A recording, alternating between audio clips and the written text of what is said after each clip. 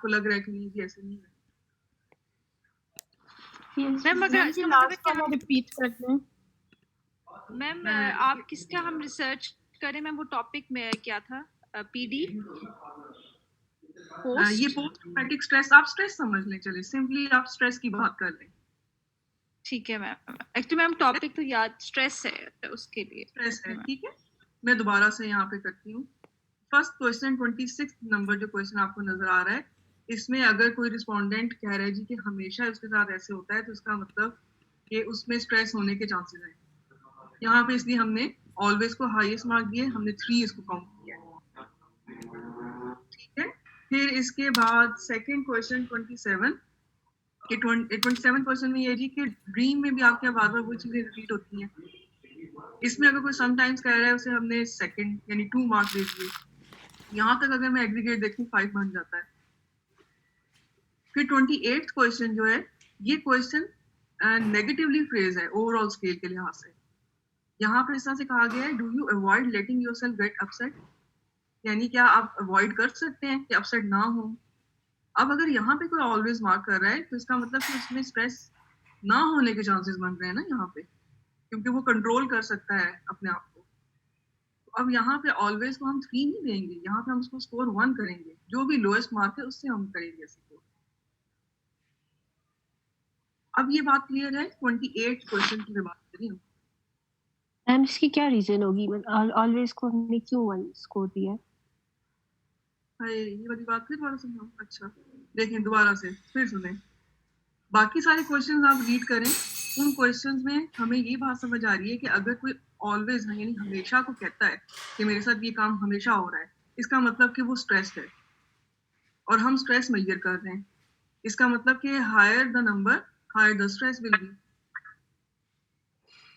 28 question में अगर मैं देखूं तो वो क्वेश्चन इस लिहाज से ऐसे लिखा हुआ है कि अगर उसको कोई कहता है कि हमेशा मेरे साथ ऐसे होता है, इसका मतलब उसे स्ट्रेस नहीं है। अब यहाँ पे हायर द नंबर का मतलब स्ट्रेस नहीं होगा ना, यहाँ पे हम उसको लोएस्ट पे कर देंगे। मैम अगर मेमोरीज अच्छी भी तो हो सकती हैं, इसमें ये कहाँ लिखा हुआ है कि do you have memories of anything happened in past that this is about he's stressed? How आप स्केल, ये जब आप स्केल फिल करते हैं ऊपर इंस्ट्रक्शंस में है, इसकी इंस्ट्रक्शंस में है कि मेमोरी कुछ जो है वो आपके साथ कोई ट्रॉमेटिक इवेंट हुआ और उसको आप रिकॉल कर रहे हैं। अच्छा मैम, क्योंकि उस क्वेश्चन ही का सॉरी मैम पता ही नहीं था मुझे उस क्वेश्चन का। ठीक है मैम, ओके ठीक है, ये इसकी इंस्ट्रक्शंस में अवेलेबल होगा। तो अब जो 28 क्वेश्चन जो है, ये इस तरह से फ्रेज किया हुआ है, ये लिखा इस तरह से हुआ है कि अगर इसमें कोई रिस्पोंडेंट ये कहता है जी कि हमेशा ऐसे हो रहा है, तो इसका मतलब कि वो अपने स्ट्रेस को कंट्रोल कर सकता है, तो उसे भी स्ट्रेस नहीं है। स्ट्रेस नहीं है तो इसका मतलब कि उसका स्कोर कम आना चाहिए स्केल पे, इसीलिए हमने यहाँ पे ऑलवेज को 1 मार्क दे दिया। अब 28 क्वेश्चन के साथ जो मैंने कोडिंग चेंज की है, ओवरऑल ऊपर दोनों क्वेश्चन में हमने 1 2 3 किया है, लेकिन यहाँ पे हमने 3 2 1 कर दिया। इसे हम रिवर्स कोडिंग कहते हैं स्केल की। ये जरूरी नहीं हमेशा जरूरत हो इसकी, समटाइम्स कुछ स्केल में कुछ क्वेश्चन ऐसे होते हैं where you will need to reverse code options. जी बोले।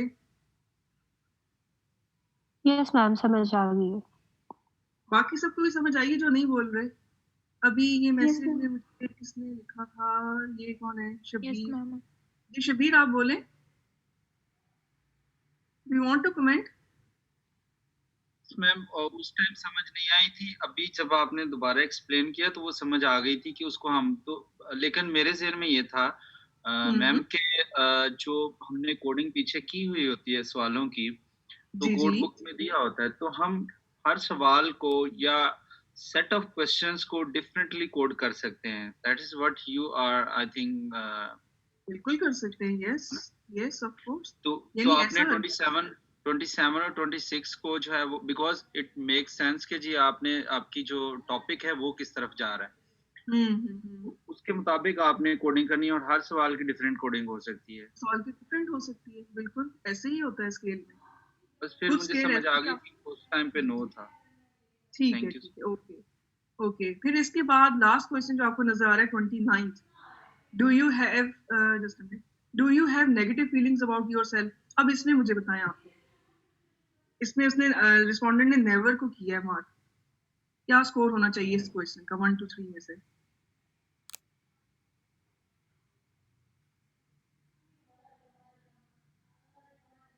रिस्पोंडेंट ने नेवर मार्क किया। एसपीएसएस में मैं 1 एंटर करूं, 2 करूं, मैम 1 ठीक है, गुड, ठीक है, क्योंकि यहाँ पे आपके पास है do you have negative feelings also, उसने क्या यहाँ पे नेवर को मार्क किया है ना, तो उसका मतलब कि स्ट्रेस ना होने के चांसेस है, स्कोर छोटा होना चाहिए उसका, तो 1 पे आएगा फिर। मैम ये स्कोर छोटा होने का क्या लॉजिक है मैम? वो तो मुझे समझ आ गई है कोडिंग, मगर ये आप जो कह रही हैं स्कोर छोटा होना चाहिए। एक और एग्जांपल से बताती हूँ। आपके सामने 2 रिस्पोंडेंट खड़े हुए हैं, ठीक है, दोनों से आपने ये स्केल फिल कराया है, आप दोनों में स्ट्रेस मेजर कर रही हैं। एक रिस्पोंडेंट को आपने आंसर बताया जी कि आपका स्कोर 6 आया है, और एक का आपने कहा जी आपका स्कोर 10 आया है। अब आप मुझे बताएं कि किस में स्ट्रेस ज्यादा है, 6 वाले में या 10 वाले में? मैम 10 वाले में ज्यादा है। ऐसे ही होगा ना, देखें जब हम क्वांटिफाई करते हैं ना चीजों को एसपीएसएस में या हम क्वांटिटेटिव रिसर्च में किसी भी एस्पेक्ट को क्वांटिफाई करते हैं, तो उसका मतलब ये होता है जो चीज हम मेजर कर रहे हैं, रिस्पोंडेंट्स का नंबर जैसे जैसे ज्यादा होता जाएगा वो चीज ज्यादा है। हम यहाँ पे स्ट्रेस मेजर कर रहे हैं, जिस तो 10 मतलब कि उसमें स्ट्रेस ज्यादा है मैम, स्ट्रेस ज्यादा है बिल्कुल, और उसी लिहाज से कोडिंग होती है क्वेश्चंस की। ओके मैम, अब क्लियर हो रहा है? यस मैम, क्लियर होगा, बिल्कुल होगा।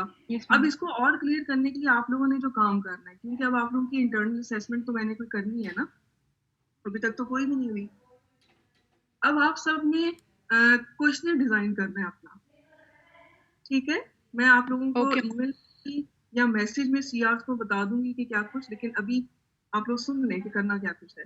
Number 1, you have to decide any hypothetical topic for research, ठीक है। मैं ये नहीं कह रही कि ये जो भी टॉपिक आपने डिसाइड करना है इस पर आपने थीसिस करना है लेटर ऑन, नो, ये सिर्फ एक समझने के इस कोर्स की रिक्वायरमेंट है। कोई टॉपिक सोचना है आपने, उस टॉपिक को करने के लिए आप कौन सा स्टडी डिजाइन यूज करना चाहते हैं वो भी आप लिखेंगे। अगेन हाइपोथेटिकल होगा, लेकिन आप मेंशन जरूर करेंगे कि ये कोहॉर्ट होगा, ये केस कंट्रोल होना चाहिए या क्रॉस सेक्शनल होगा। ये 2 बातें क्लियर होगी यहाँ तक? Yes ma'am. ठीक है, टॉपिक डिसाइड करना है आपने, और टॉपिक प्लीज एक जैसे ना हो सबके क्लास में, कुछ अपना सोचिएगा। और सेकंड आपने स्टडी डिजाइन, और थर्ड काम ये करना है जी आपने क्वेश्चनर अपना बनाना है। अब क्वेश्चनर बनाने में एक आपने सेक्शन ए बनाना है जो डेमोग्राफिक्स का होगा, उसमें 10 क्वेश्चंस होने चाहिए, 10 से ज्यादा ना रखिएगा, इतनी ज्यादा, क्योंकि अभी हमने कोई इस पे प्रॉपर रिसर्च तो नहीं करनी, मैंने सिर्फ ये देखना है कि आपको आइडिया हुआ है क्वेश्चनर कैसे बनाते हैं, तो इसलिए आपने सेक्शन ए में 10 क्वेश्चन बनाने, और वो जो 10 क्वेश्चन होंगे वो मिक्स होने चाहिए, जितने मैंने आपको टाइप्स बताई है ना क्वेश्चंस की, open ended, close ended, contingency questions, जितने भी पढ़े हैं हमने, उसका मिक्स होगा। ये ना हो कि कोई एक ही टाइप के सारे क्वेश्चन हो। फिर उसके बाद सेक्शन बी आपने लेना है। सेक्शन बी वही चीज होगी कि जो आपका टॉपिक होगा, उस टॉपिक से रेलिवेंट अगर तो आपको इंटरनेट पे कोई स्केल मिल जाता है आप उसको एज इट इज ले लें, और अगर नहीं मिल रहा है आपको, वैसे कोशिश करें कि कोई ऐसा टॉपिक ही रखें कि जिसका मिल जाए, अदरवाइज ये कि खुद क्वेश्चन आपको इस पर बनाना है। सेक्शन बी के लिए बेशक कोई टूल आपको मिल जाए, यानी अडॉप्ट करें, अडेप्ट करें या खुद बनाएं, इसमें भी क्वेश्चन 10 से ज्यादा नहीं लेने आप। ओवरऑल आपके पास 20 क्वेश्चंस होंगे जो लेटर ऑन आप अपनी एसपीएसएस फाइल में भी एंटर करेंगे। क्लियर?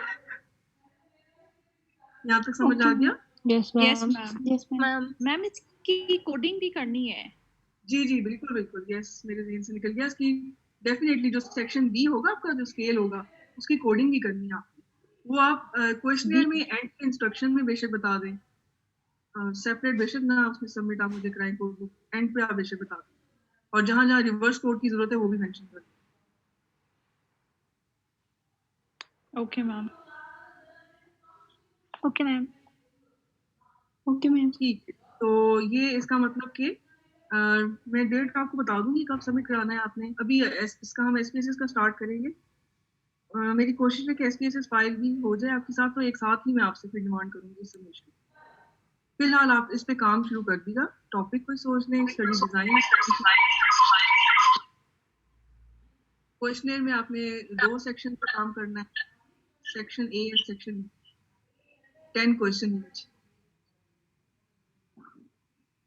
Right ma'am. ओके, अच्छा अब मैं आपके साथ शेयर करती हूँ जो आज हमारा लेक्चर है। Now we have to start SPSS। Book भी मैं अपलोड कर दूंगी, अगर मैंने अभी तक नहीं की, ये लेक्चर भी आज मैं इंशाल्लाह कर दूंगी अपलोड। अच्छा, अब हम अभी तक कर क्या चुके हैं? नंबर 1 स्टडी डिजाइन्स का हमने रिकैप किया था, यानी हमें इतना आइडिया है कि हम क्रॉस सेक्शनली अगर काम करना चाहते हैं तो टॉपिक्स कैसे होते हैं। या टॉपिक को देख के हमें ये आइडिया हो सकता है कि केस कंट्रोल होगा या कोहॉर्ट होगा। हम लिंक कर सकते हैं कि अगर हम प्रेवलेंस फाइंड करना चाहते हैं तो स्टडी डिजाइन क्या होगा, इंसिडेंस फाइंड करना है तो स्टडी डिजाइन क्या होगा, कोई कंपैरिजन है तो किस तरह से। फिर उसके बाद हमने वेरिएबल्स यानी क्वेश्चंस, वेरिएबल्स को हम क्वेश्चन भी कह सकते हैं, क्वेश्चन ये भी हमने समझ लिया। क्वांटिटेटिव वेरिएबल्स होते हैं या कैटेगोरिकल वेरिएबल होते हैं जिसे हम क्वालिटेटिव कहते हैं। ओपन एंडेड, क्लोज एंडेड, ये सारी बात हम कर चुके हैं। सिलेक्टिंग अ स्टैटिस्टिकल टेस्ट, ये मैं ये नहीं कह रही कि आपको अभी 100% समझ आ गया है, ये आगे सब रिपीट होना है। जो 3rd सेक्शन है ये रिपीट होगा। कुछ थोड़ा सा हमने एक स्लाइड पे कवर किया था कि अगर सारा डाटा क्वांटिटेटिव है तो कोरिलेशन टेस्ट है, अगर सारा डाटा कैटेगोरिकल है तो काय स्क्वायर है।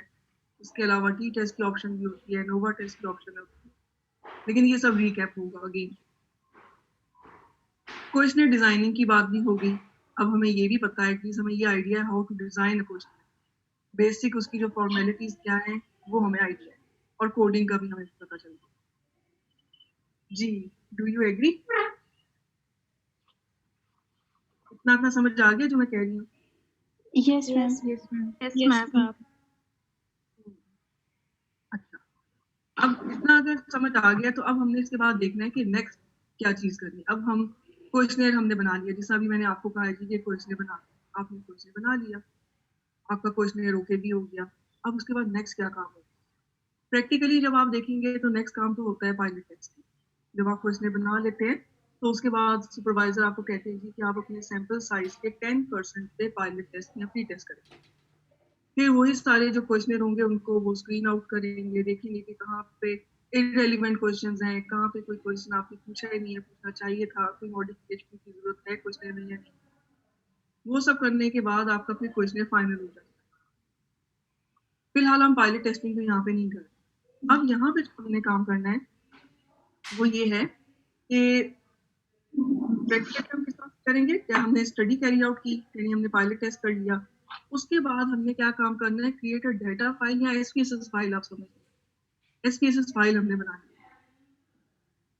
अब इस कोर्स में फिलहाल हम रिसर्च नहीं कर रहे, यहाँ पे क्वेश्चनर बनाने के बाद हम SPSS फाइल बनाना सीखेंगे कि SPSS फाइल कैसे बनेगी। फिर इसके बाद जब SPSS फाइल बन जाएगी तो उसमें हमने डाटा एंटर करना है डेफिनेटली, इसीलिए हम SPSS फाइल बनाते हैं। यानी आपके रिस्पोंडेंट्स ने जो भी रिस्पॉन्सेज दिए हैं उन सबको आपने ट्रांसफॉर्म करना है कोडिंग की हेल्प से इनटू SPSS। ये जब आप कर लेंगे तो फिर एक सेशन हमारा होगा कि जो एरर्स हैं डेटा में वो हम कैसे स्क्रीन आउट करेंगे, किस तरह से हम कोशिश करेंगे कि मिसिंग वैल्यूज मिनिमम हो, किस तरह से हम देखेंगे कि कोई एरर तो नहीं है हमारी फाइल में, फिर ये काम होगा। जी ये बताएं, इस स्लाइड पे जो लिखा है इसका लिंक बन रहा है इसमें? Yes ma'am. Yes ma'am. Yes ma'am.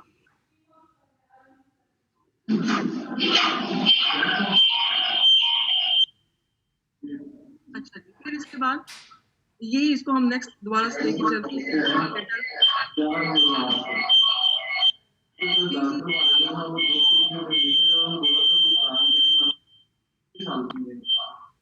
इसका भी प्लीज इनको जरा बता दें। क्लीनिंग का डाटा जो सेशन हमारा होगा उसमें बेसिकली हमने 2 काम देखने होंगे। एक तो ये कि जब हम डाटा एंटर कर लेते हैं SPSS फाइल में तो हमने सर्च कैसे करना है कि एरर्स हैं कहाँ पे, और सेकंड हमने काम ये करना होता है कि जब हमने फाइंड आउट कर लिया कि जी ये एरर है, यानी ये हमने गलत एंट्री यहाँ पे कर दिया डाटा, फिर हमने उसे करेक्ट करना है। ये जब आप कर लेंगे, यानी अब आपकी SPSS फाइल रेडी है और SPSS फाइल में अब आपके मुताबिक कोई एरर नहीं है। कुछ एरर्स ऐसे होंगे जो इनएविटेबल हैं, वो जब हम ये सेशन करेंगे मैं आपको बता दूंगी, उन्हें तो फिर हम अवॉइड नहीं कर सकते, लेकिन मैक्सिमम आपने कोशिश कर ली कि हम सर्च कर लें अपने एरर्स और उसको हम रेक्टिफाई कर सकें। ये करने के बाद फिर आप अपने डाटा को एक्सप्लोर करते हैं, यानी जिसे हम कहते हैं प्रीलिमिनरी एनालिसिस। आप डिस्क्रिप्टिव्स रन करेंगे। डिस्क्रिप्टिव में भी इस तरह से होगा कि जो आपके कैटेगोरिकल वेरिएबल्स हैं उनके लिए आप नंबर एंड परसेंटेजेस रन करेंगे, और जहां जहां आपके ओपन एंडेड क्वांटिटेटिव क्वेश्चंस हैं उनके लिए आप मीन स्टैंडर्ड डेविएशन रन करेंगे। ये आपका प्रीलिमिनरी एनालिसिस होगा of whole of your question, सारे सैंपल के लिए। यहाँ तक क्लियर हो गया? Yes ma'am. Yes ma'am. Yes, ma'am.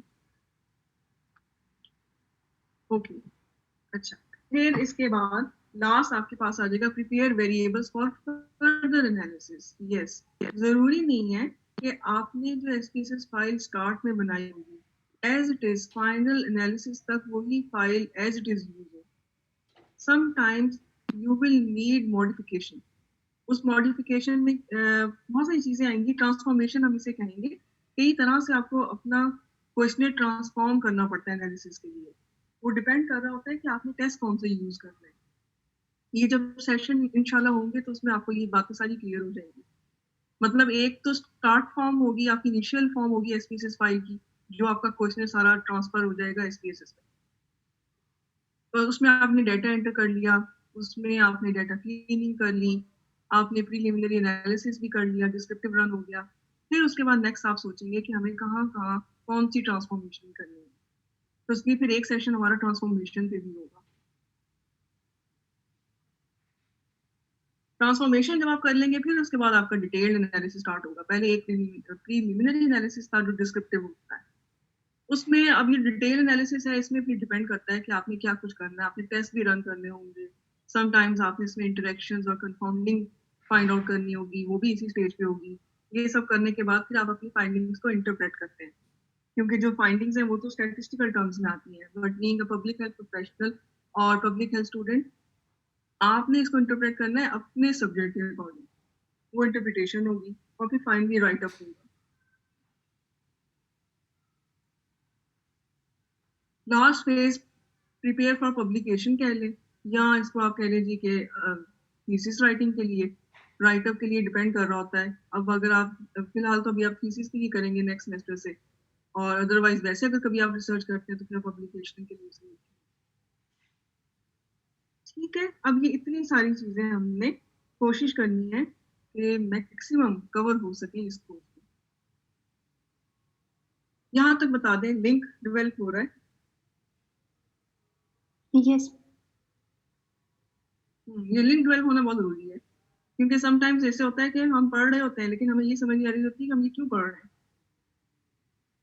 जब तक ये क्यों पढ़ रहे हैं का नहीं आंसर होगा तब तक आपको बाकी भी समझ नहीं आएगा। Okay, next slide. जी, क्या लिखा है स्लाइड पे? क्या मतलब है इसका?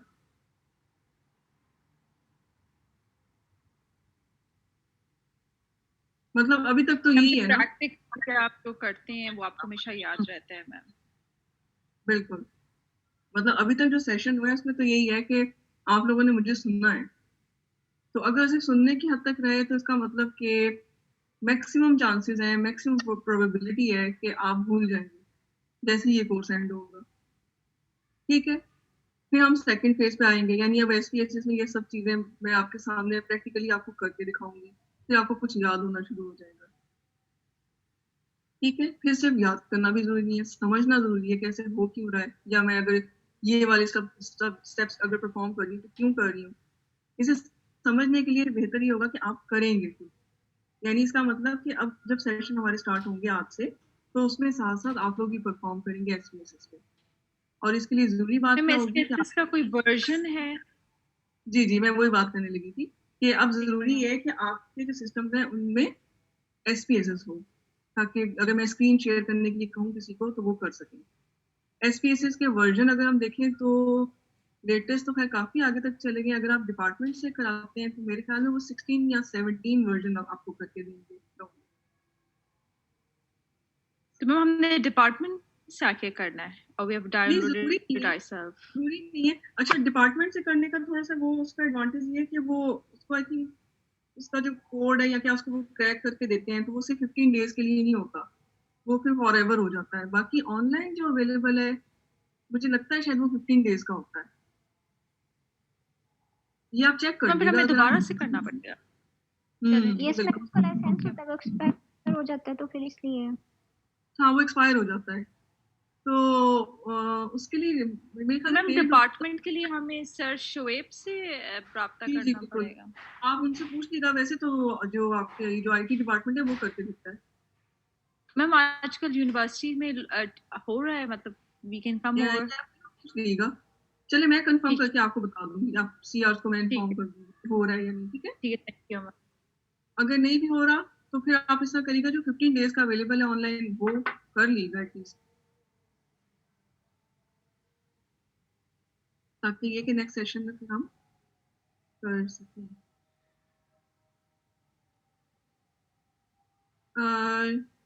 फिर ये मुझे खुद भी इस तरह से आइडिया नहीं है क्योंकि मैंने भी जो करवाया था डिपार्टमेंट से कराया हुआ है और उसके बाद जो था वो भी मुझे किसी ने ही करके दिया था।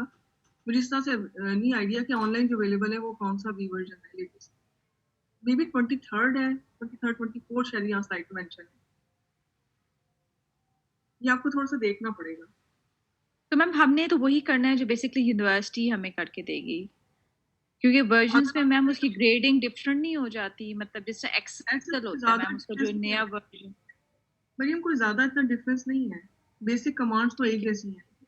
16 भी यूज ठीक किया है है मैंने, 22nd यूज किया हुआ है लेटेस्ट में। अगर मैं कहूँ तो मैंने 22nd तक यूज किया है। ऑलमोस्ट एक जैसी बात है। हाँ डिफरेंस जो आता है ना वो इनके वो जो टेबल्स जनरेट होते हैं या जो फिगर्स जनरेट होती हैं उसमें डिफरेंस आता है। ओवरऑल कमांड एक जैसी है। ठीक है मैम। आप बेशक कोई भी वर्जन कर लें, बस ये होता है कि जब आप राइटअप में लिख रहे होते हैं तो आपने बस बताना होता है कि आपने कौन सा वर्जन लिया। ठीक है जी, तो अब आपके पास है जी SPSS। SPSS stands for statistical package for the social sciences. ठीक है, तो ये एब्रीविएशन थोड़ी सी इसकी जरा ध्यान में रखिएगा। और इसका जो फर्स्ट पॉइंट है उसमें लिखा हुआ है that this is a software is used for logical based and non based statistical analysis. Based non based data ये हम पब्लिक हेल्थ में टर्म्स नहीं यूज करते, लेकिन जब हम सिर्फ स्टैटिस्टिक्स पढ़ते हैं, यानी हम बायो स्टैटिस्टिक्स नहीं, मैं यहाँ पे बात करें स्टैटिस्टिक्स की, वो जो हम पढ़ते हैं तो वहाँ पे हम बेस्ड नॉन बेस्ड डाटा हम कहते हैं जी कि कुछ डाटा ऐसा होता है कि जो कलेक्टिवली जिसको हम कहते हैं जैसे मैं आपको ट्रांसफॉर्मेशन की बात कर रही थी, बहुत सारी वेरिएबल्स ऐसे होंगे जो हमें ट्रांसफॉर्म करने होंगे, बहुत सारे ऐसे होंगे जो नहीं करने होंगे। तो बेस्ड नॉन बेस्ड डाटा उस टर्म के लिए यूज होता है स्टैटिस्टिकल एनालिसिस में। मतलब ये कि हर तरह का ओवरऑल हर तरह का एनालिसिस SPSS में हो सकता है। करंट वर्जन इसका इस स्लाइड पे 2015 का लिखा है, लेकिन मेरे ख्याल में इसके बाद भी एक और वर्जन आ चुका है। ठीक है, IBM कॉपीराइट्स हैं इसके। लेटेस्ट वर्जन इसका आपको भी चेक कर लीजिएगा, मैं भी देख लूंगी, मे भी इसका है इसके बाद भी एक और। M25 भी आ चुका है। ठीक है होगा, क्योंकि मुझे लग रहा था, मुझे डाउट था तो। लेकिन वैसे ओवरऑल 22nd तक तो मुझे एक जैसा ही फील हुआ है। मतलब यूज में कोई इतना ये नहीं है कि आपको सीखना पड़े। अगर आपने 16 पे भी प्रैक्टिस की हुई है आप सारे यूज कर सकते हैं। अच्छा, इसके अलावा और कौन कौन से सॉफ्टवेयर आपने सुने हुए क्वांटिटेटिव रिसर्च के लिए? एक तो SPSS है ना, ये तो समझ लें कि इजीएस्ट है, स्टूडेंट फ्रेंडली सॉफ्टवेयर कहते हैं इसे। इसके अलावा कोई और सुना है आपने सॉफ्टवेयर?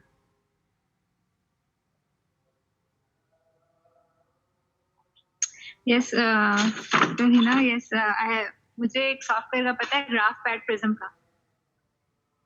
दोबारा बोले, graph pad prism.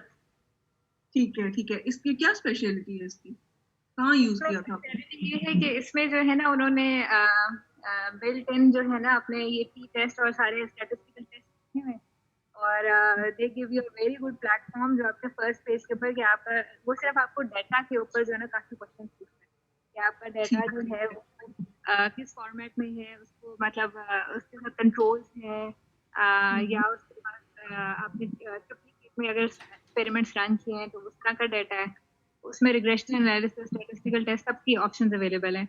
But the thing is it to identify what is your data, आप डाटा से करना क्या चाह रहे हैं. Once you identify that in the particular field, तो नेक्स्ट उसका फेज ये होता है कि just click on the tab, आपको उसको टी टेस्ट निकालना है, जी निकालना है, नोवा, टू वे नोवा, तो वो आपको आइडेंटिफाई कर देता है. ओके, ठीक है जी. चले, एक तो ये सॉफ्टवेयर हो गया. किसी और ने कोई यूज किया हो कभी या सुना हो?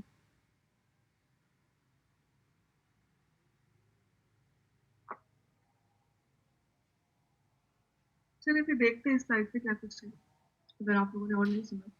स्टेटा का नाम सुना होगा, ओह यस मैम, यस. है ना? अच्छा, स्टेटा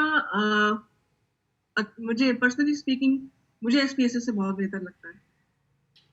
बेहतर लगने की वजह इसकी एक नंबर 1 ये है कि बहुत सारे टेस्ट इस तरह से आते हैं एसपीएसएस में जब हम जनरेट करेंगे, स्पेशली जब आप रिग्रेशन तक जाते हैं ना, उसमें एसपीएसएस जब आपको आउटपुट देता है तो वो बहुत कंफ्यूजिंग होता है. उसमें इतने सारे आउटपुट्स होते हैं कि समटाइम्स एज अ स्टूडेंट आपको बहुत प्रॉब्लम होती है कि हमने क्या चीज़ रिपोर्ट करनी है, क्या नहीं करनी. स्टेटा में ये है कि अगर आपको थोड़ा सा नॉलेज ज़्यादा हो अबाउट द टेस्ट, यानी आपको सारा डीपली पता है कि इस टेस्ट में आप क्या डिमांड कर रहे हैं, क्या रिक्वायरमेंट है, अगर आप उतनी कमांड दें तो स्टेटा आपको बड़ा प्रिसाइज और कंसाइज रिजल्ट देता है. एक और स्टेटा का जो एडवांटेज मुझे फील हुआ था एज कम्पेयर टू एसपीएसएस, वो लॉजिस्टिक रिग्रेशन का था. लॉजिस्टिक रिग्रेशन जब हम एसपीएसएस में करते हैं, इसका इतना अच्छा रिजल्ट नहीं आपको नजर आता या समझ आता जितना आपको स्टेटा में समझ आता है. यानी अगर मैं कहूँ कि मुझे टीच करना है लॉजिस्टिक रिग्रेशन किसी सॉफ्टवेयर पे, तो वो मैं स्टेटा पे करूँ. लेकिन ये कि फिलहाल हमारे इसमें नहीं है, कोर्स आउटलाइन में नहीं है, अदरवाइज ये इसके लिए बहुत बेहतर है. तो एक तो स्टेटा है, और ये मेरी रिकमेंडेशन है आप सबको कि एसपीएसएस जब आप लोग कर लेंगे, और बहुत से स्टूडेंट्स ने शायद पहले किया भी हो यूज एसपीएसएस, नेक्स्ट आपने जो अपना टारगेट रखना है वो स्टेटा का रखना है. क्योंकि अब जब आप आगे नेक्स्ट इंशाल्लाह नेक्स्ट जब आप पीएचडी या हायर और स्टडीज में जाते हैं, तो वो आपसे सबसे पहले ये पूछते हैं कि आपको स्टेटा आता है या नहीं, या एसपीएसएस के अलावा और कौन से सॉफ्टवेयर आते हैं. एसपीएसएस तो समझने कि अब बच्चे भी यूज कर लेते हैं, तो उसकी कोशिश आपने करनी है कि स्टेटा जरूर करें. बेशक इसकी कोई वर्कशॉप हो रही है या ऑनलाइन कहीं से करें, ये जरूर सीखें. So this is a general purpose statistical software package, works in research, especially in the fields of economics, sociology, जितनी यहाँ पे mention है. Overall जैसा काम है SPSS में वैसा भी इसमें हो जाता है, बल्कि उससे भी next step higher इसमें आपका होता है काम. अच्छा सॉफ्टवेयर है, आना चाहिए. सूडान ये भी अच्छा सॉफ्टवेयर. इसका एक तो मसला ये कि ये इजीली अवेलेबल नहीं होता. इसके ये मेरे ख्याल में इसकी ये पेड है और काफ़ी ज़्यादा इसकी प्राइस है, और इसके लिए या तो कोई डिपार्टमेंट के थ्रू, इंस्टीट्यूशन के थ्रू आप करें इनके साथ, तो फिर ये आपको देते हैं, अदरवाइज ये आपको नहीं मिलता ये. लेकिन जो आपकी स्टडीज होती हैं नेशनल लेवल पे, या जिसमें आपके पास सैंपल साइज बहुत ज़्यादा होते हैं, उसमें ये यूज होती हैं, उसमें ये वाला सॉफ्टवेयर यूज होता है.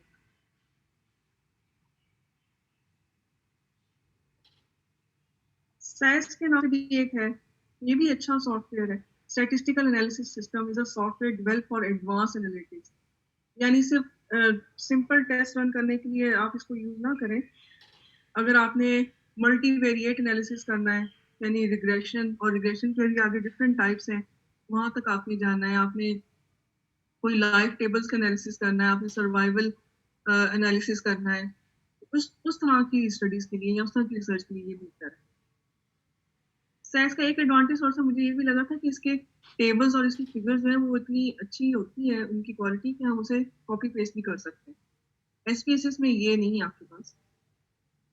एसपीएसएस के टेबल और फिगर्स, उनकी क्वालिटी इतनी अच्छी नहीं होती कि हम कॉपी पेस्ट करें, वो आपको खुद ही बनाने पड़ते हैं बाद में. ठीक है, ये बेसिक आपको मैंने बताया. इसके अलावा और बहुत सारे सॉफ्टवेयर हैं. अच्छा जी, तो अब यहाँ तक बात यह है कि हमने स्ट्रेन नहीं करना, हमने बेसिकली ट्रेन करना है अपने ब्रेन को। यानी अक्सर स्टूडेंट जो है वो एसपीएसएस से इसलिए परेशान हो जाते हैं, उन्हें लगता है जैसे कि एक नई चीज़ है और इससे पता नहीं क्या होगा, हमें आएगा या नहीं आएगा। तो अगर आप उसे याद करने की कोशिश करेंगे तो ये नहीं आएगा, आपने प्रैक्टिस करनी है। इसलिए हम आगे जो नेक्स्ट असेसमेंट अपनी कोई रखेंगे तो वो प्रैक्टिकल असेसमेंट ही होगी एसपीएसएस से। हमने करना क्या कुछ है, स्टार्ट कैसे करना है, एसपीएसएस के इंटरफेस समझना है। यानी हमें आइडिया होना चाहिए कि डेटा व्यू कौन सा होता है और उसका वेरिएबल व्यू कौन सा होता है। Next thing, we have to understand how to enter data in SPSS. Third, data entry के बाद, जैसे पहले भी आपको बताया in the beginning of this lecture, कि डेटा क्लीनिंग कैसे होगी या हम उसे एडिट कैसे कर सकते हैं। फिर जब आपने प्रीलिमिनरी एनालिसिस कर लिया, उसके बाद हमने ट्रांसफॉर्मेशन करनी होती है समटाइम। ये डिपेंड कर रहा होता है आपकी रिक्वायरमेंट पे, आपने कौन से टेस्ट यूज कर रहे हैं। ये सब कर लिया, फिर डिस्क्रिप्टिव स्टैटिस्टिक्स रन करेंगे और फिर फाइनली हम इन्फ्रेंशियल पर आ जाएंगे। अच्छा जी, ये एसपीएसएस का आपके सामने है वेरिएबल व्यू। मैं अभी ये स्टॉप कर रही हूँ ये शेयरिंग। आप लोग मुझे जस्ट 2 मिनट्स दें, मैं एसपीएसएस शेयर करती हूँ आपके साथ। ओके,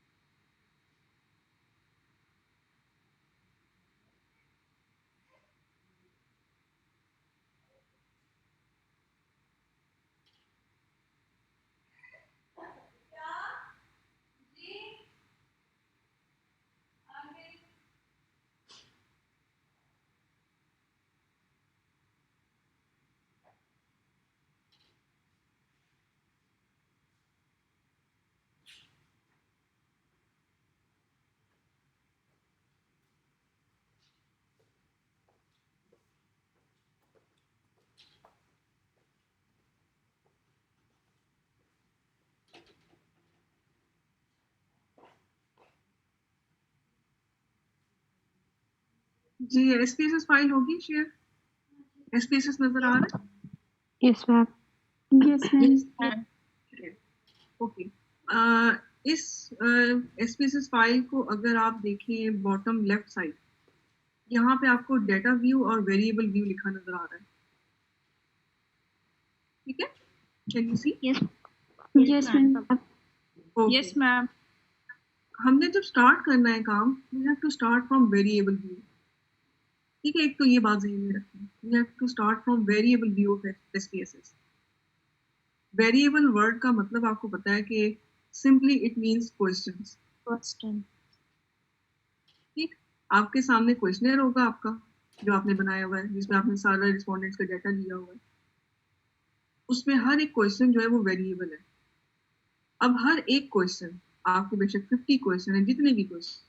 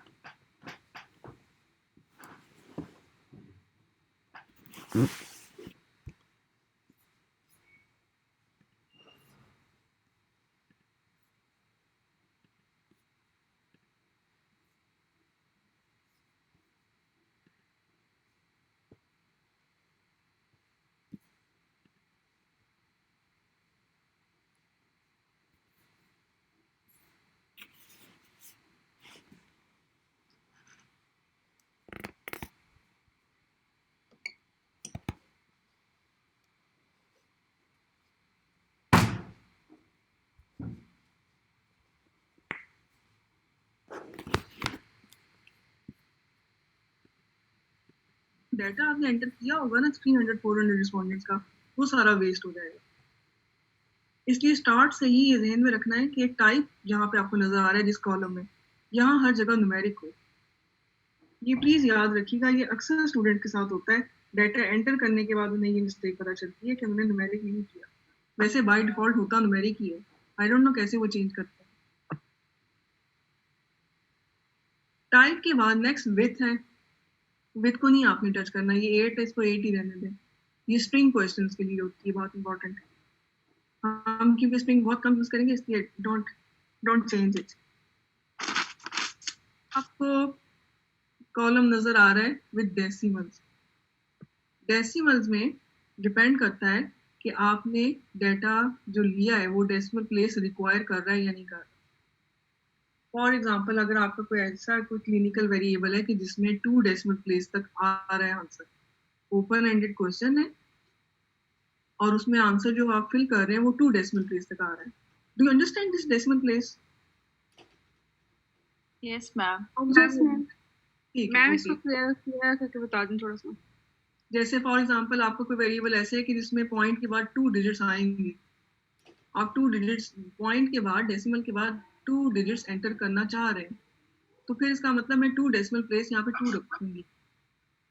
अगर कोई ऐसा डाटा है जिसमें आपको सिर्फ 1 डेसिमल प्लेस चाहिए, यानी पॉइंट के बाद सिर्फ एक ही डिजिट आ रहा है, मैं इसको रिड्यूस कर दूंगी इनटू 1। और अगर डेसिमल प्लेस है ही नहीं, होल नंबर में है, जैसे एज होल नंबर में हम मोस्टली लेते हैं, इनकम भी होल नंबर ले रहे होते हैं, number of patients in ward ये भी हम होल नंबर में ले रहे होते हैं, इस तरह का है जिसमें डेसिमल प्लेस की जरूरत ही नहीं है, देन मेक इट 0। अब ये क्लियर हो गया? Yes ma'am. Yes ma'am. Yes. अच्छा जी, फिर इसके बाद लिखा हुआ है लेबल। लेबल में ये होता है कि आप थोड़ा सा इलेबोरेट करके लिख सकते हैं अपने क्वेश्चन को, यानी जो नेम हमने स्टार्ट में दिया था वो तो एक एब्रीवेटेड फॉर्म थी, यहाँ मैं उसको स्पेस के साथ ठीक लिख सकती हूँ। फॉर एग्जांपल एज और रिस्पोंडेंट्स, इस तरह से लिखती हूँ। इसमें हम थोड़ा सा डिस्क्राइब कर सकते हैं अपने क्वेश्चन को, ठीक है। अच्छा, अब एक बात ध्यान में रखिएगा कि जब आप लेबल फिल करेंगे, लेबल में आप स्पेस दे सकते हैं, जैसे मैंने यहाँ पे दी है age space of space respondents, लेकिन जब आप यहाँ पे फिल करेंगे इधर आप स्पेस नहीं दे सकते, ठीक है। फॉर एग्जाम्पल, मैं एक क्वेश्चन यहाँ पे लिखना चाह रही हूँ, फादर्स इनकम। मैं इसको फिल करती हूँ फादर और उसके बाद फिर स्पेस देती हूँ, स्पेस दी और उसके बाद इनकम। जैसे ही मैं स्पेस दूंगी नेम में, आपके सामने आ जाएगा इलीगल कैरेक्टर, यानी ये एंटर नहीं करता स्पेस को। नेम में you can never give space, लेकिन अगर आपने इसमें दो कोई वर्ड्स देने हैं तो उसका तरीका इस तरह होगा, फादर शिफ्ट अंडरस्कोर इनकम। अब ये एंटर हो जाएगा। ये क्लियर हुआ? तो मैम सिर्फ स्पेस नहीं देता, कॉमा और फुल स्टॉप और इस तरह बीच में दे देते हैं, क्योंकि वो आप जब करेंगे ना आपको आइडिया हो जाएगा। आई थिंक इसमें कुछ और भी है जो आप करेंगे तो वो वेरिएबल नहीं बनेगा, लेकिन स्पेस का तो मुझे कंफर्म है ना, स्पेस इसमें नहीं होती। लेबल में आप स्पेस दे सकते हैं, लेबल में आप जो मर्जी एंटर करें। तो इसलिए ज्यादातर नेम हम जब देखते हैं और उसमें हमने अगर वर्ड्स को ज्वाइन करना है तो हम अंडरस्कोर से कर देते हैं। ठीक है? Yes ma'am. Yes ma'am. अब इसके बाद next is the value. Value basically SPSS कहता है कोडिंग को, जिसे हम कोडिंग कह रहे थे वो यहाँ पे वैल्यू के नाम से है, ये ध्यान में रखिएगा। अच्छा, अब क्योंकि मैं फिलहाल ये सोच रही हूँ, ये लेट कर रही हूँ जी कि एज का क्वेश्चन मैंने ओपन एंडेड बनाया है, इसका मतलब कि मैंने कोई ऑप्शन दी नहीं है, कोई वैल्यू दी, फिर तो ये नन रहेगा, इसको मैंने टच नहीं करना। इस क्वेश्चन में मैं इसको ऐसे ही रहने दे रही हूँ। फिर इसके बाद नेक्स्ट मिसिंग वैल्यूज, इसको भी आप नन नहीं रहने देंगे, इसको भी नहीं टच करेंगे आप। मिसिंग वैल्यू को बेशक कोई नंबर ना दें, ये सॉर्ट आउट हो जाती है, मैं आपको डेटा क्लीनिंग में बता दूंगी। कॉलम को भी नहीं टच करना, अलाइनमेंट जो है इसको ऐसे ही रहने दें। Last thing is the measure. Measure का मतलब टाइप ऑफ योर वेरिएबल। इसको जब मैं क्लिक करूं तो ड्रॉप डाउन मेन्यू में 3 ऑप्शंस नजर आ रही हैं आपको। ये लास्ट जो ऑप्शन है ये कैटेगोरिकल वेरिएबल के लिए है, यानी अगर आपका कैटेगोरिकल क्वेश्चन था ये, देन इज दिस नॉमिनल और ऑर्डिनल, ये सिलेक्ट करना है आपने इसमें। और अगर आपका क्वालिटेटिव नहीं है, क्वांटिटेटिव है, तो क्वांटिटेटिव के लिए ऐसा यहाँ पे ये कंटिन्यूस या डिस्क्रीट नहीं सेग्रीगेट करता है एसपीएसएस। इसके लिए सिर्फ एक ही टर्म है, स्केल। ठीक है, एसपीएसएस स्केल टर्म यूज करता है क्वांटिटेटिव वेरिएबल के लिए, क्योंकि एज को मैंने कहा है कि मैं क्वांटिटेटिवली पूछ रही हूँ, कोई इसमें ऑप्शन नहीं दी, मेरा क्वांटिटेटिव वेरिएबल है, तो इसलिए मैं इसको स्केल पे ही रखूंगी। आप बताइए, क्लियर हो गया? Yes ma'am. ठीक है, ये एक वेरिएबल अभी हमने बनाया है और ये वेरिएबल हमारा क्वांटिटेटिव वेरिएबल है। अब नेक्स्ट वेरिएबल पे आ जाते हैं, income of father. Again numeric रहेगा, विद को भी नहीं टच करना। एज सच हम इतनी एक्यूरेसी में नहीं जा रहे कि डेसिमल प्लेस से पूछे इनकम, 0 कर दिया ऐसे। फिर इसे यहाँ पे भी फिल कर लेते हैं।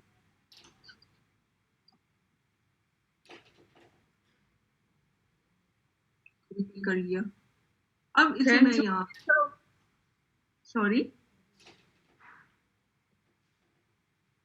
अच्छा, अब यहाँ पे ये क्वेश्चन मैंने जो बनाया है, फॉर इंस्टेंस मैंने इसे कैटेगोरिकल बनाया है, मैंने इसमें 3 ऑप्शंस दी हैं।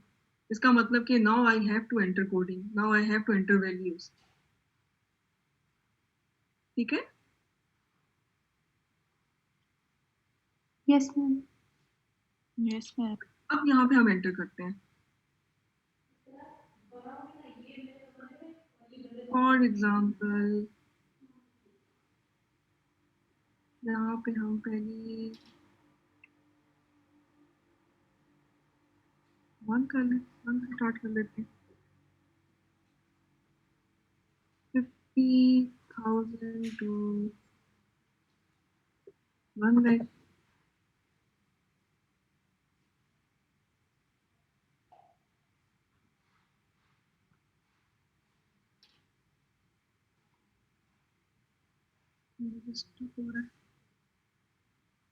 सेकंड कर लेते हैं।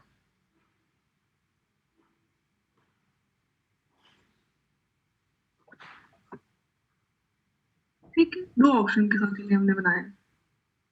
मैंने यहाँ पे एक ऑप्शन दी हुई है, कोई रिसर्च ऐसी है जिसमें हो सकता है कि मिनिमम इनकम जो है वो हमारे पास 50,000 से आ रही है, इसी रेंज में आ रही है।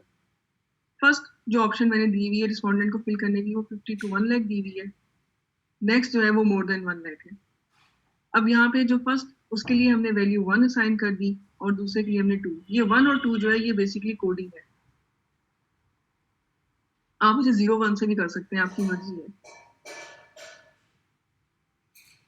ये क्लियर हुआ? Yes ma'am. Yes ma'am. कर दें यहाँ पे ओके।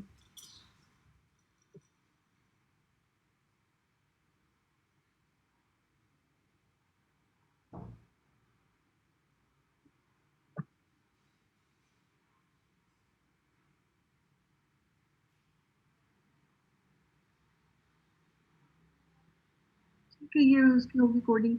मिसिंग मैंने आपको कहा आपने कुछ नहीं करना, कॉलम अलाइनमेंट इसको नहीं चेंज करना। यहाँ पे हम कर देते हैं, इसको ऑर्डिनल कर देते हैं क्योंकि ये ऑर्डिनल ऑर्डर में जाएगा। ठीक है, ये जो सेकंड आपके पास में बना है अब यहाँ पे वेरिएबल, ये आपका क्वेश्चन जो क्वेश्चन में था ये बेसिकली क्वालिटेटिव क्वेश्चन था। ये क्लियर हो गया? Yes ma'am. Yes ma'am. ठीक, इसी तरह से फिर आपने सारे डेमोग्राफिक्स क्वेश्चन एंटर करने हैं। फॉर एग्जांपल आपके पास, फॉर एग्जांपल अभी हम क्योंकि प्रैक्टिस कर रहे हैं, हमारा जो डेमोग्राफिक पार्ट है सेक्शन ए उसमें सिर्फ 2 ही क्वेश्चन है। उसके बाद फिर हमारा स्टार्ट हो जाएगा स्केल का पार्ट, जो आउटकम है। आउटकम यहाँ पे अब पहला जो हमारे पास क्वेश्चन होगा, आपकी मर्जी है। अब इसमें जैसे देखिए हम ऐसे भी कह सकते हैं कि जैसे अगर स्ट्रेस का ही क्वेश्चन है, उसका स्केल है स्ट्रेस अंडरस्कोर 1। मैंने पहला क्वेश्चन इस तरह से एब्रीविएट किया है, ठीक है, न्यूमेरिक रहेगा, ब्रेथ ऐसी रहने दें, इसको 0 कर दें। यहाँ पे मैं अपना क्वेश्चन क्लियरली लिख सकती हूँ कि उस स्केल में, स्ट्रेस के स्केल में पहला क्वेश्चन था क्या। फॉर एग्जाम्पल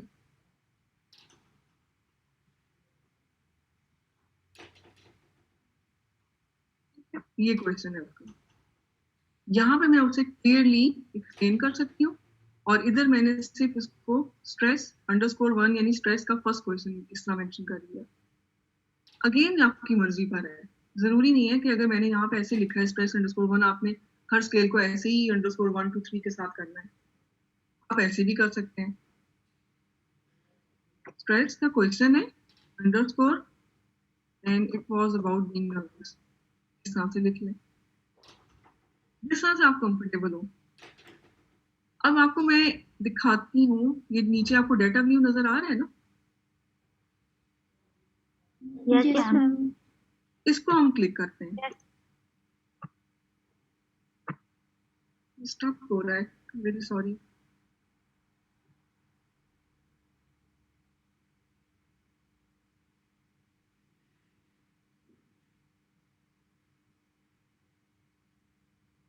अच्छा, अब ये डाटा व्यू है आपका, यानी ये वो स्पेस है जहां पे आपने डाटा एंटर करना है।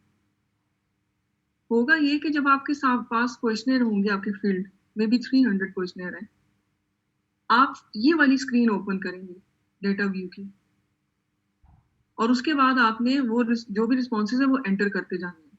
जैसे ये फर्स्ट रिस्पॉन्डेंट है, यानी फर्स्ट क्वेश्चनर आपका ये है।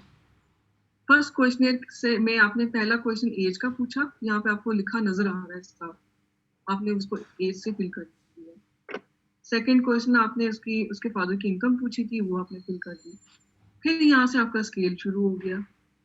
अब आपकी मर्जी है कि जैसे आप कन्वीनियंट फील करते हैं, आप स्ट्रेस 1 2 3 के साथ कन्वीनियंट फील कर रहे हैं या अगर आप उन क्वेश्चंस को थोड़ा सा एब्रिविएट करके कन्वीनियंट फील कर रहे हैं।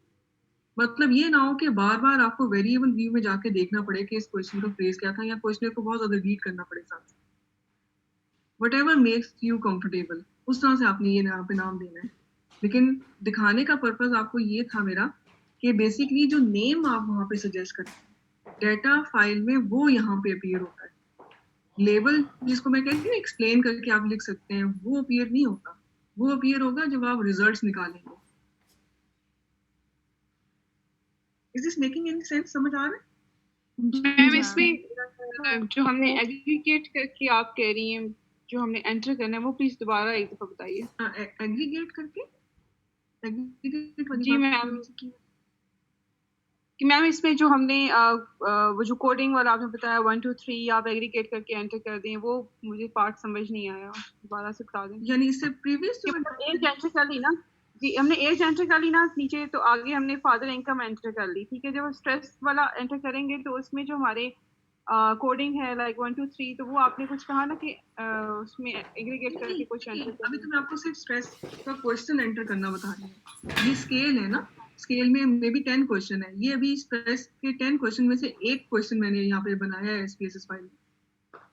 ठीक है, ठीक, मैं ये कह रही थी कि ये जो नेम आप यहाँ पे सजेस्ट करेंगे ये डाटा फाइल में अपीयर होते हैं, जो लेबल आप यहाँ पे एक्सप्लेन करते हैं ये डाटा फाइल में अपीयर नहीं होते।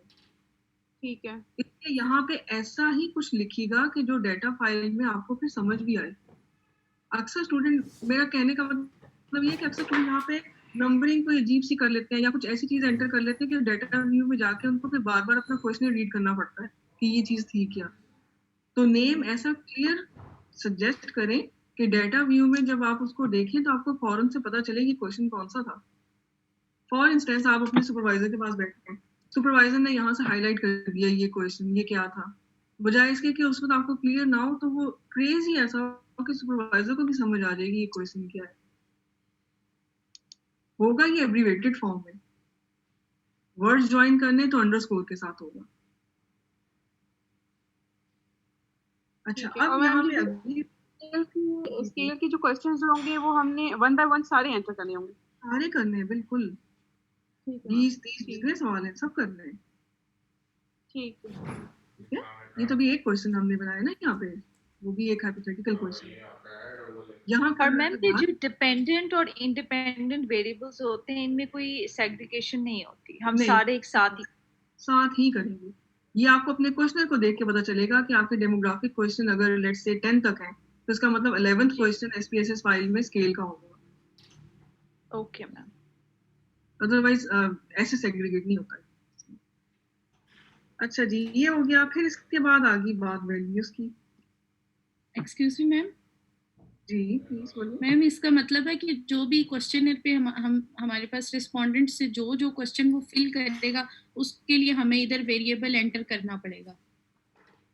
बेशक वो फिल करे या ना करे, आपने सारा क्वेश्चनर यहाँ पे अपना एंटर करना है। Okay ma'am. हो सकता है कि आपके कोई रिस्पोंडेंट ऐसे हैं कि जिन्होंने स्केल का पहला क्वेश्चन फिल ही नहीं किया, ये नहीं है कि फिर उसको छोड़ देना है, आपने सारा क्वेश्चनर एंटर करना है। Okay, as it is.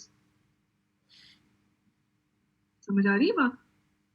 अगर आपने 50 क्वेश्चंस बनाए हैं अपने क्वेश्चनर में तो वो 50 वेरिएबल SPSS फाइल में नजर आने चाहिए। Okay, you can't miss anyone. Yes ma'am. Is this clear? Yes ma'am. ठीक है। अच्छा, अब यहाँ पे हम कर देखते हैं जी कि हमने कोडिंग क्या रखी थी, हमारी ऑप्शंस थी क्या स्केल के लिए। फॉर इंस्टेंस 1 हमने कोड किया हुआ है, स्केल हमारा इस तरह से कि उसमें पहला जो है वो स्ट्रांगली डिसएग्री के साथ जा रहा है, इसका ऐड कर दिया। फिर उसके बाद सेकंड हमारे पास आ गया एग्री, थर्ड हमने कर दिया यहाँ पे न्यूट्रल, फोर्थ ऑप्शन हमारे पास आ जाएगी डिसएग्री,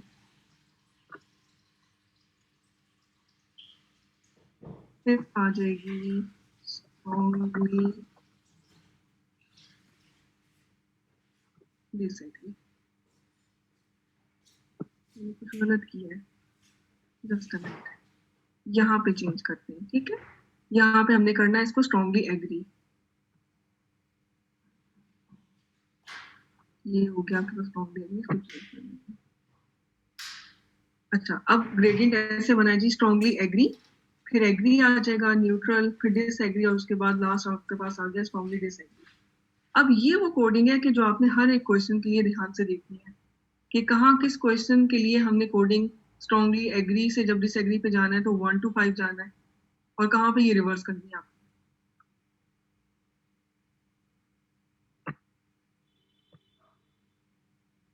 क्लियर हो रही है ये बात? Yes ma'am.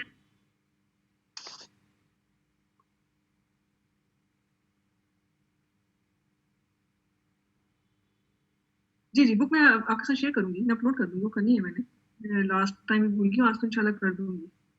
तो अच्छा जी, अब यहाँ पे आपके पास ये हो गया और इसको आपने कर दिया ओके, ठीक है, क्योंकि इसमें हमने ग्रेडियंट बनाना है। ये समझ आ गया? Yes ma'am.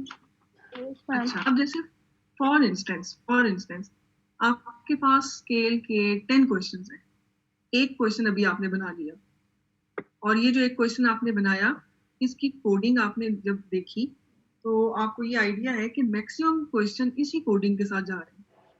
कोई एक दो क्वेश्चन ऐसे हैं कि जिसमें रिवर्स कोड करना है, अदरवाइज सबकी कोडिंग ऐसी ही है। इफ दिस इज सो, ठीक है, तो इसके बाद फिर मैं आपको ये सजेस्ट करूंगी कि आप इस तरह इसको हाईलाइट करें, जैसे थर्ड पे मैंने रखा हुआ है, थर्ड क्वेश्चन पे यहाँ से इसको आपने राइट क्लिक किया, इसको आपने कॉपी कर लिया। कॉपी करने के बाद नेक्स्ट आप जितने क्वेश्चन बनाना चाहते हैं, टोटल 10 है ना, हमने कंट्रोल की प्रेस करके रखा था, होल्ड कंट्रोल की, इनको हाईलाइट करें, फिर वैसे राइट क्लिक करके इसको पेस्ट कर दें। अब इसमें इतनी आसानी से हो जाएगी आपको कि मेजर भी असाइन हो गया है, न्यूमेरिक भी असाइन हो गया है, कोडिंग भी मैक्सिमम आपके क्वेश्चन के साथ यही जा रही है। जो चीज चेंज करते जानी है आपने वो यहाँ पे, जैसे पहला क्वेश्चन नर्वसनेस का था, स्ट्रेस से, फिर दूसरा आप देख लेंगे कि यहाँ पे क्या लिखना है, थर्ड फोर्थ पे इसको फिल करेंगे, इसी तरह से यहाँ पे लेबल आप चेंज करते जाएंगे। यानी हर दफा आपको कोडिंग नहीं करनी पड़ेगी अगर आप इस तरह से कॉपी पेस्ट कर लेते हैं। ये सब करने के बाद आपने नोटिस किया जी कि 8th क्वेश्चन जो है, this question needs reverse coding, सिर्फ इसकी कोडिंग को हाईलाइट कर ले, इसको ओपन कर ले, ठीक है। अब यहाँ पे आपने चेंज करना है, इसको अब आप रिमूव करेंगे सारी कोडिंग को, यानी जो पहले आपने जो भी सीक्वेंस रखा था, क्योंकि रिवर्स कोड करना है, इसको रिमूव करने के बाद फिर दोबारा से आप स्टार्ट करेंगे, यानी स्ट्रांगली डिसएग्री अगर 5 था, नाउ दिस इज 1, फिर इसके बाद चेंज करेंगे नेक्स्ट सेकंड मैम हम ऑप्शन। कोडिंग चेंज कर रहे हैं, अगर उसमें देखें कि एक क्वेश्चन में रिवर्स कोड की जरूरत है, इसलिए तो मैम रिवर्स कोड में हम वो नंबर सिर्फ क्यों नहीं चेंज करते? पहले तो मैम जिस तरह थर्ड पे था तो हमने उसको 1 दे दिया था। जी हाँ, ऐसे तो भी कर सकते हैं, मैंने तो देखिए सारे रिमूव कर दिए ना, आप सिर्फ उसको हाईलाइट करके वैल्यू चेंज करती जाए, ये भी हो सकता है। मैंने तो सारे रिमूव कर दिए, सब टू यू। कहने का मतलब सिर्फ ये कि आपने सीक्वेंस चेंज कर देना है सारा, पहले डिसएग्री मैम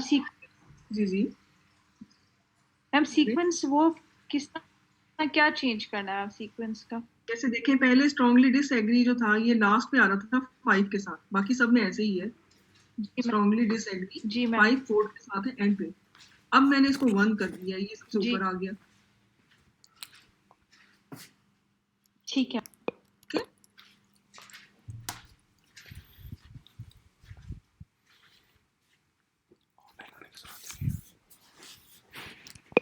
इसको ऐड कर दिया, ये सेकंड हो गई, फिर थर्ड पहले भी न्यूट्रल था, ये अब भी न्यूट्रल ही रहेगा,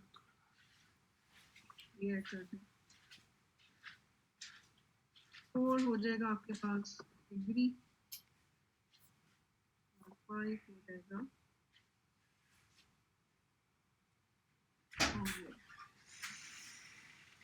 ठीक है। अब ये सीक्वेंस गौर से देखिए, स्ट्रांगली डिसएग्री 1 है, स्ट्रांगली एग्री 5 है, ठीक। ये मैं कह रही हूँ कि रिवर्स कोड है as compare to other question of my scale, इसको ओके करें, बाकी किसी एक क्वेश्चन की कोडिंग देख लें, यहाँ पे देख लें, यहाँ पे रिवर्स होगा, स्ट्रांगली एग्री से लेके डिसएग्री तक देख लें, सब हो गया ना उससे अलग। यस ठीक है, और ये तभी हमने करना है, जैसे मैंने यहाँ पे 8th क्वेश्चन के साथ जो काम किया है, ये उसी सूरत में हमने करना है कि अगर जरूरत है रिवर्स कोड की, अदरवाइज हो सकता है ऐसा स्केल भी हो आपका कोई जिसमें रिवर्स कोड कोई क्वेश्चन हुई ना, एक ही जैसी कोड हो सकती है, ये भी पॉसिबिलिटी है।